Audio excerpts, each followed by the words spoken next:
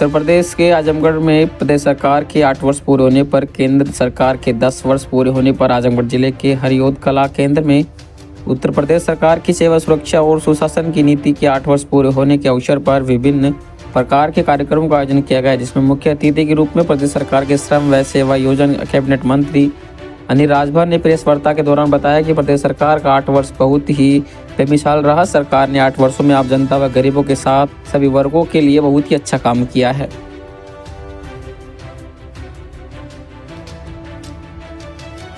ये लगाए गए जिसमें 2844 लोगों को रोजगार मिला, तो ऐसे में कैसे यहाँ के युवाओं को नौकरी का सपना साकार होगा? नहीं, दो बातें हैं। देखिए, मुख्यमंत्री युवा उद्यमी अभियान भी हम चला रहे हैं। मैंने शुरू में चर्चा की, आज भी एक रोजगार मेला जिला प्रशासन ने यहाँ लगा रखा है। मैंने शुरू में कहा, और ऐसा नहीं है कि बनारस में रोजगार मेला लगेगा तो आजमगढ़ का हमारा कोई युवा वहां जाने के लिए रोका जाएगा, कोई प्रतिबंध नहीं है। आज वो देश में घूमे। अभी मैंने तो पिछले बार भी आपसे चर्चा की, अभी 25,000 हम युवाओं को देश के बाहर हम भेजने जा रहे हैं। हमने लक्ष्य निर्धारित किया है, इस वित्तीय वर्ष, जो आने वाला वित्तीय वर्ष, 25,000 लोगों को हम बाहर भेज रहे हैं। और मुझे प्रसन्नता है कि अभी हमने इजराइल जो 5600 अपने श्रमिकों को हमने भेजा, उसमें सर्वाधिक संख्या आजमगढ़ की। और हमारे जो वहां श्रमिक गए हैं, प्रति माह के हिसाब से मतलब 1.5 लाख से कम कोई नहीं कमा रहा, 2.5 लाख तक कमा रहे हैं। अभी हम जर्मनी भेजने जा रहे हैं, हम जापान भेजने जा रहे हैं, हम क्रोएशिया के साथ हमारा संबंध बनने जा रहा है, हम संपर्क कर रहे हैं। अभी उत्तर प्रदेश की सरकार एक बहुत बड़ी चीज अभी कैबिनेट में आगे आने वाला है, हम अपना मिशन बनाने जा रहे हैं, मिशन रोजगार बनाने जा रहे हैं। अभी उत्तर प्रदेश के बाहर अगर हमें किसी अपने युवा को भेजना हो, देश के बाहर किसी युवा को भेजना हो, तो हम भारत सरकार की NSTC जो संस्था है वहां हम मजबूर होते हैं, उनके माध्यम से ही हम भेज सकते हैं। लेकिन जैसे हमारा मिशन बन के तैयार हो जाएगा तो देश और दुनिया में हम कहीं भी अपने बेरोजगार नौजवानों को भेजने के लिए स्वतंत्र हो जाएंगे। दूसरा, जो टाटा है, टाटा का एक ग्रुप है 3000 कंपनियों का, अभी हमने MOU साइन किया है उनके साथ, क्योंकि सेवा योजन विभाग भी मेरे पास है, और उनके 3000 कंपनियों का एक ग्रुप है, जो भारत की भी कंपनी है, भारत के बाहर की भी कंपनियां हैं। सिर्फ मैं इसीलिए उससे MOU किया हूं, उस ग्रुप से, कि हमारे जो उत्तर प्रदेश के बेरोजगार नौजवान हैं बढ़िया बढ़िया कंपनी में जा सकें, अच्छे पैकेज के जा सकें, के माध्यम से जा सकें। इस बात के लिए हम लोग निरंतर प्रयास करते हैं। आप ही के विधायक श्याम प्रकाश जी अभी संभल में सैयद सलार मसूद के नाम पर लगने वाले मेला और प्रदर्शनी को प्रतिबंधित हमारी सरकार ने किया है, माननीय मुख्यमंत्री जी ने किया है। उसका भी विरोध समाजवादी पार्टी के नेता कर रहे हैं। भाई, सैयद सलार मसूद कौन है? एक आक्रांता, विदेश से देश पर हमला किया, देश को लूटने के लिए आया, देश की मां बहनों की इज्जत आबरू के साथ खिलवाड़ किया। तो अखिलेश जी हो, उनकी पूरी पार्टी हो, या प्रतिपक्ष चाहे कोई हो, भारतीय जनता पार्टी की सरकारों का विरोध करते करते, माननीय प्रधानमंत्री जी, माननीय मुख्यमंत्री जी का विरोध करते करते वो कब देश का विरोध करने लगते हैं, इसका भी उनको अंदाजा नहीं लगता। तो अखिलेश यादव जी से, समाजवादी पार्टी से सीखने की जरूरत भारतीय जनता पार्टी की सरकार को नहीं है। इतना अच्छा उन लोगों ने काम किया होता, इतने अच्छे विचार होते, हम लोगों को वो भी समय याद है जब आतंकवादियों के प्रति भी सहानुभूति रखने वाला वो दल आज आक्रांताओं के महिमा मंडल पर उतारू हो गया है। जो दल, उससे हम क्या सीखें? उससे हमारी विरासत नहीं बच सकती। हमारा नारा क्या है? विरासत भी, विकास भी। और इसलिए भगवान भोलेनाथ का बनारस में कॉरिडोर भी बनता है, महाराजा सुहेलदेव के नाम पर विश्वविद्यालय भी आजमगढ़ में बनता है, मां विंध्यवासिनी का कॉरिडोर भी हम बनाने का काम करते हैं, और 500 वर्ष के इंतजार को खत्म करते हुए अयोध्या जी की धरती पर भगवान श्री राम का भव्य मंदिर भी बनाने का हम काम करते हैं। तो विरासत भी है, विकास भी है।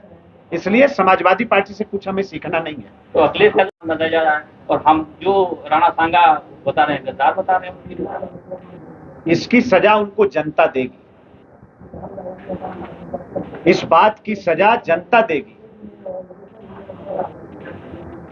और देश के जो गद्दार थे, देश को जो लूटने आए, देश से जिन लोगों का कोई लगाव नहीं है, अगर उनके प्रति कोई सहानुभूति दिखाता है, मैं समझता हूं कि ऐसी मानसिकता भारत विरोधी मानसिकता है। ऐसे लोगों को देश से कोई लेना देना नहीं है। इसलिए आज जो समाजवादी पार्टी कह रही है, कर रही है, उसकी सजा आने वाले दिनों में उत्तर प्रदेश की सम्मानित जनता देगी। क्या अखिलेश यादव जी जानबूझकर ही ये बयान अपने नेताओं से भिजवा रहे हैं तुष्टिकरण के लिए? बिल्कुल, तुष्टिकरण की पराकाष्ठा है। औरंगजेब के पक्ष में खड़ा होना, सैयद सलार मसूद के पक्ष में खड़ा होना, आतंकवादियों के पक्ष में खड़ा होना, ये तुष्टिकरण की पराकाष्ठा है। तब किसी भी सूरत में इसको स्वीकार नहीं कर सकता भारत। आजमगढ़ की भी कुछ बता दीजिए सर। आजमगढ़ के दो सवाल हैं। एक, आजमगढ़ में जो डिस्टिलरी प्लांट बना था, इथेनॉल प्लांट आजमगढ़ में 6 करोड़ लगभग प्रॉफिट देता था, वो बंद पड़ा है चीनी मिल पे। दूसरा सवाल ये कि सर पार्क बन के तैयार है मगर उसका उद्घाटन नहीं किया गया, किसी कारणों से वो रुका हुआ है कमिश्नर साहब के कार्यालय के बगल में। सर उस पर क्या, किस तरह की प्रक्रिया है? ठीक है, अभी मैं आया तो जिला प्रशासन ने, और मैं तो आप सब लोगों से भी अनुरोध करूंगा कि जो शिलापट्ट लगे हैं पिछले 8 वर्षों के, उसका मेरा अनुरोध है कि हमारे सभी प्रेस के भाई भी एक बार उसका अवलोकन करें। पिछले 8 वर्ष में आजमगढ़ के अंदर 6.5 करोड़ से भी ज्यादा धन से विकास किया गया है, विकास की योजनाओं को पूरा किया गया। एथेनॉल की बात आप कह रहे हैं, पहले हमारे पार्टी के जिला अध्यक्ष लालगंज के निवर्तमान जिला अध्यक्ष सूरज श्रीवास्तव जी ने हमसे उसकी चर्चा किया था और मैंने श्रद्धेय मुख्यमंत्री जी के साथ इनकी बातों को शेयर किया। माननीय मुख्यमंत्री जी का कहना है कि बहुत जल्द उसको हम फिर से शुरू कराएंगे और बढ़िया स्वरूप के साथ शुरू कराएंगे। तो उसको शुरू कराने में की क्या संभावना है, इस पर प्रशासन विचार कर रहा है, हम लोग भी विचार कर रहे हैं। आपने एक पार्क की बात कही, तो आपने इस बात को लाया है ध्यान में, तो हम इसकी चर्चा जरूर जिला प्रशासन से करेंगे। पुरानी जेल की जमीन पर भी एक वहाँ उसका उपयोग करने की बात हो रही थी। पुरानी जेल की जमीन वहाँ खाली पड़ी हुई है। हम लोग लैंड बैंक बनाने जा रहे हैं और उसके लिए सरकार एक विशेष अभियान चला रही है।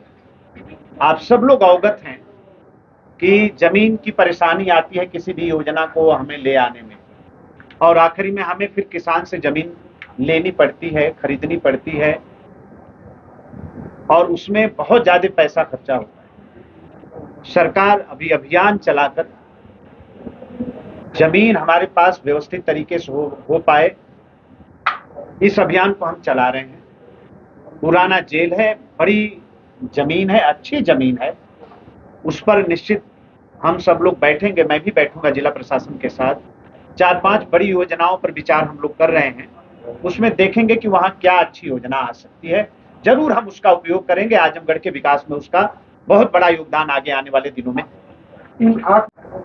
आज हम 8 वर्ष पूरा कर रहे हैं, अभी भी हमारे पास समय है, काफी समय है।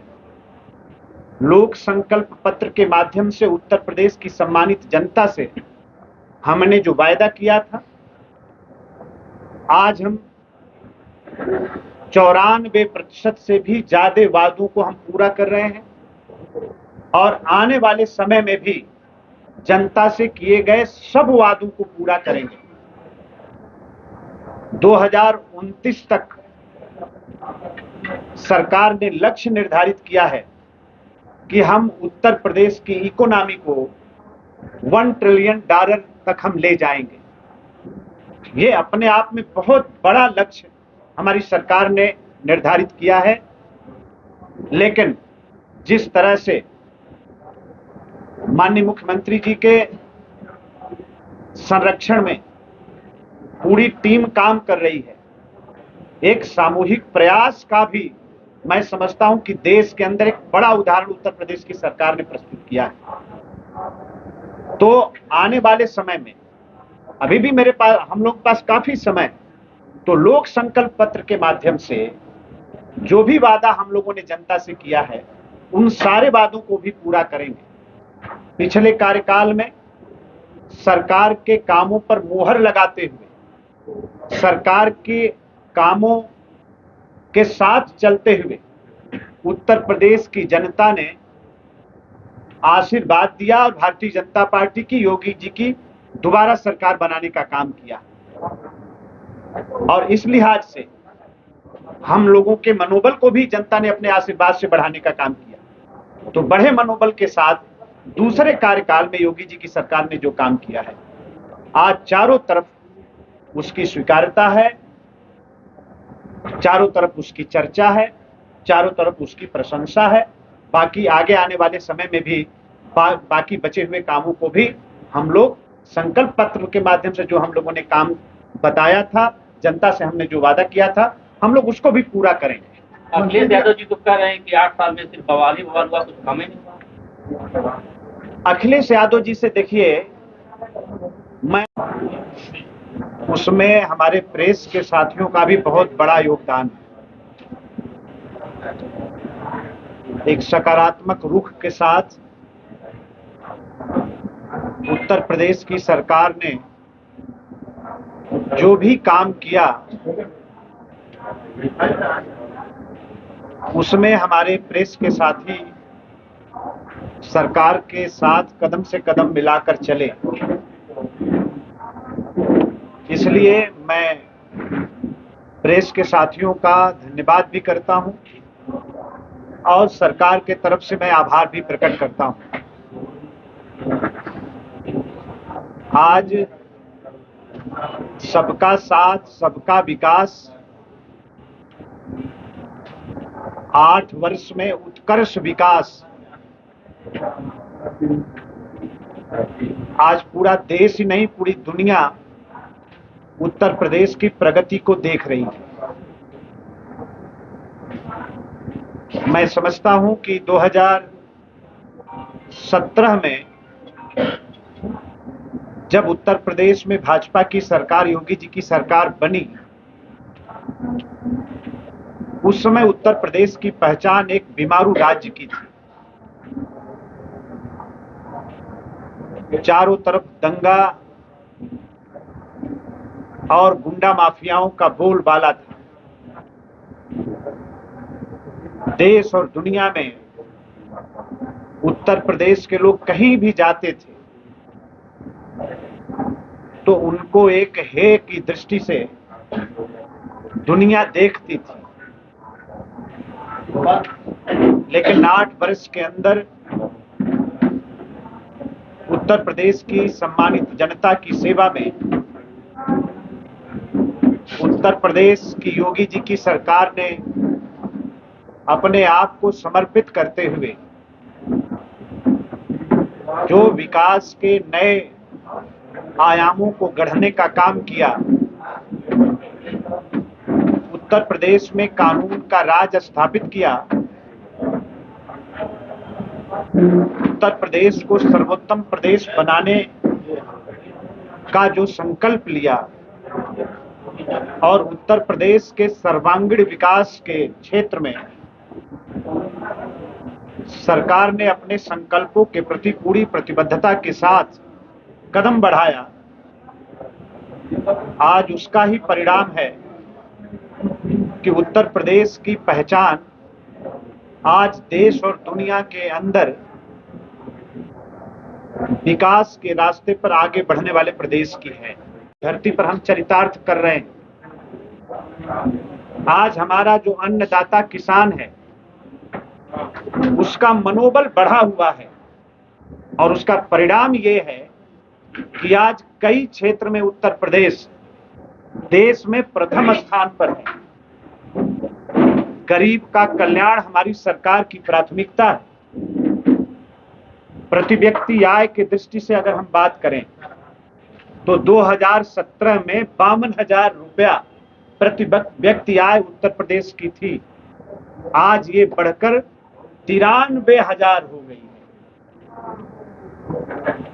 तो आज हम कैसे आस्था को आर्थिकी से जोड़ सकते हैं, इसका प्रमाण महाकुंभ प्रयागराज 2025 ने दुनिया के सामने रखा है। जब उत्तर प्रदेश की सरकार महाकुंभ की तैयारी कर रही थी तो प्रतिपक्ष के हमारे लोग कहते थे कि सरकार बेवजह का पैसा खर्चा कर रही है, लेकिन उत्तर प्रदेश की सरकार ने माननीय प्रधानमंत्री जी के आशीर्वाद, उनके संरक्षण और मार्गदर्शन में जो काम किया है, आज पूरे दुनिया के अर्थशास्त्रियों को सोचने पर मजबूर किया है।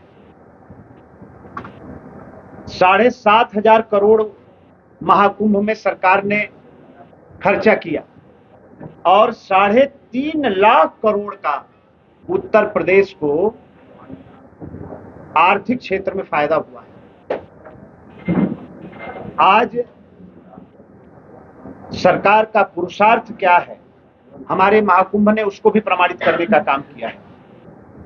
पूरे दुनिया में धार्मिक आयोजन हो चाहे कोई आयोजन हो, अगर हम धार्मिक आयोजन की ही बात करें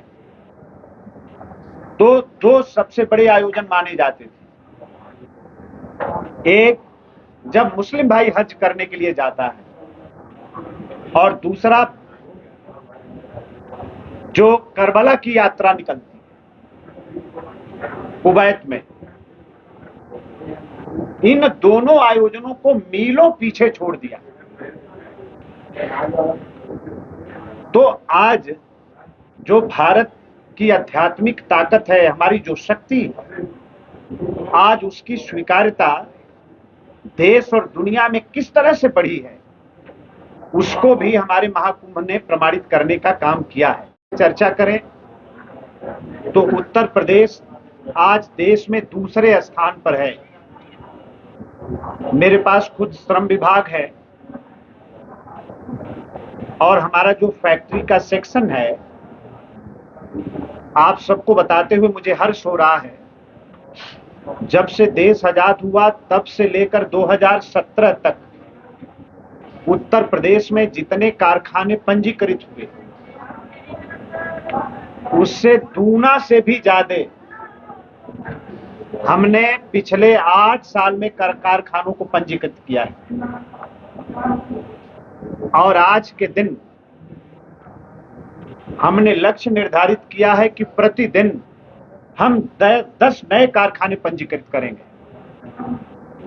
ये मामूली बात नहीं है। पिछले वर्ष कारखानों के रजिस्ट्रेशन के क्षेत्र में जो भारत सरकार ने आंकड़ा प्रस्तुत किया, हमने महाराष्ट्र को पीछे छोड़कर पहला स्थान हमने उत्तर प्रदेश में पाया। और इस बार भी माननीय प्रधानमंत्री जी के मार्गदर्शन में और हमारे श्रद्धेय मुख्यमंत्री जी के संकल्प के आधार पर विभाग जो काम कर रहा है, अभी भी कुछ दिन बाकी है।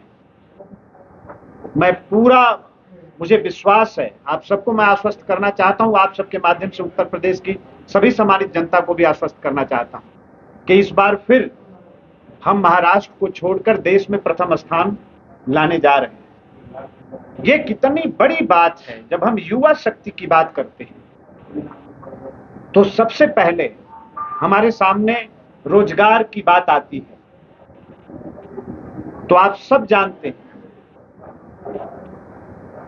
मैं अगर चर्चा करूं तो 2007 से लेकर 2014 के बीच में उत्तर प्रदेश में 74,000 सरकारी नौकरी दी गई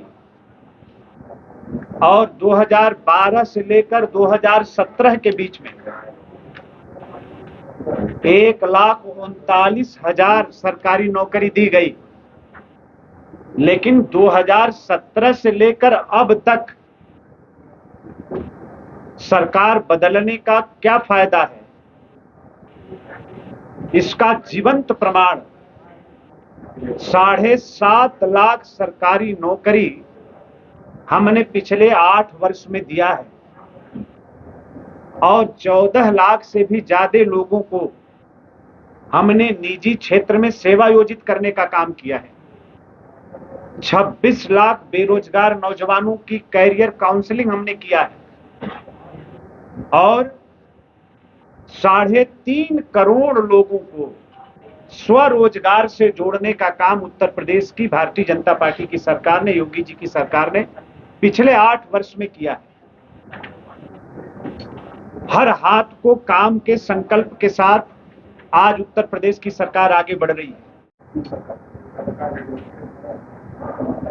भाई 100 में 100 मैंने कहा और ईमानदारी से अपने सीने पर हाथ रखकर हर व्यक्ति उत्तर प्रदेश का यह विचार करे कि 2017 से पहले उत्तर प्रदेश की पहचान क्या थी और आज उत्तर प्रदेश की पहचान कहां है। हमने बस एक बात कहा, आज देखिए उत्तर प्रदेश देश का सर्वाधिक एक्सप्रेसवे वाला प्रदेश है। उत्तर प्रदेश आज सबसे ज्यादा हवाई अड्डों वाला प्रदेश है। आज हम दुनिया का सबसे बड़ा हवाई अड्डा बनाने जा रहे हैं। उत्तर प्रदेश की पहचान लैंड लॉक के नाम पर थी और इसीलिए उत्तर प्रदेश का विकास नहीं हो पा रहा है। हमने उस पहचान को दूर किया है। बनारस से लेकर हल्दिया तक वाटर वे पर सरकार काम कर रही है। जलमार्ग के विकल्प पर भी हम काम कर रहे हैं। आज किसानों के नाम पर आज का दिन सरकार ने निर्धारित किया है। 4000 करोड़ से यूपी एग्रीज योजना हम लेके आ रहे हैं और विशेष तौर पर हमारे पूर्वांचल के किसान और बुंदेलखंड के किसान कैसे आत्मनिर्भर बन सकते हैं, कैसे समृद्ध हो सकते हैं, कैसे उनकी आमदनी कई गुना, 2 गुना नहीं कई गुना कैसे ज्यादा बढ़ सकती है। अभी हम पूर्वांचल और बुंदेलखंड के 500 किसानों को दुनिया घुमाने वाले हैं, दुनिया में लेकर जाने वाले हैं और 4000 करोड़ से जो मत्स्य के क्षेत्र में संभावनाएं हैं। अभी सऊदी के वहां के प्रशासन के लोग उन्नाव के अंदर एक बहुत बड़ी योजना अपनी लॉन्च किए हैं जिसका शिलान्यास माननीय मुख्यमंत्री जी ने किया है मत्स्य के क्षेत्र में। तो ये जो इन्वेस्ट है, जो निवेश है, कभी कोई कल्पना कर सकता था। आज हम दूसरे स्थान पर हैं और हमने पीछे किसको छोड़ा है? हमने गुजरात को पीछे छोड़ा है, हमने महाराष्ट्र को पीछे छोड़ा है, हमने कर्नाटका को पीछे छोड़ा है। हमने ऐसे राज्यों को पीछे छोड़कर आज हम निवेश के मामले में हम दूसरे स्थान पर खड़े हैं। मैंने आपसे शुरू में चर्चा की कि फैक्ट्री रजिस्ट्रेशन का उठाकर देखिए, आखिर कोई निवेशक क्यों यहां आएगा? मुझे आप प्रभारी मंत्री भी हैं।